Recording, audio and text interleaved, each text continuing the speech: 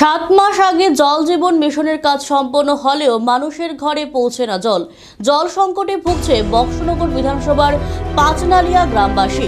দেখা নেই বিধায়কের। গ্রামবাসীর বক্তব্য, মতিনগর গ্রাম পঞ্চায়েতের অধীন পাঁচনালিয়া গ্রামে জল জীবন মিশনের কাজ সম্পূর্ণ হয় 7 মাস আগে, কিন্তু এখনো পর্যন্ত সেই জলের পাইপলাইন থেকে জল পায়নি গ্রামবাসীরা, যার ফলে জল সংকটে ভুগছে সেখানকার গ্রামবাসীরা। পঞ্চায়েত প্রধান থেকে শুরু করে এলাকার বিধায়কদের কাছে বহুবার জানানোর পরেও এখনো পর্যন্ত তারা কিছুই করতে পারেনি। এখন দেখার বিষয় পাঁচনালিয়া গ্রামবাসীরা কবে নাগাদ এই জল সংকট থেকে মুক্তি পাবে।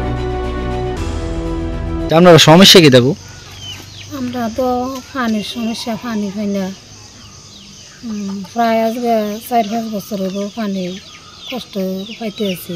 তো আপনারা প্রধান মেম্বাররা জানান না?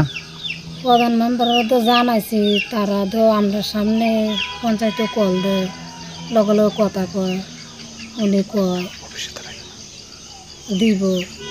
কি এটা কি কারণ জলের অফিসে কল করে নাকি?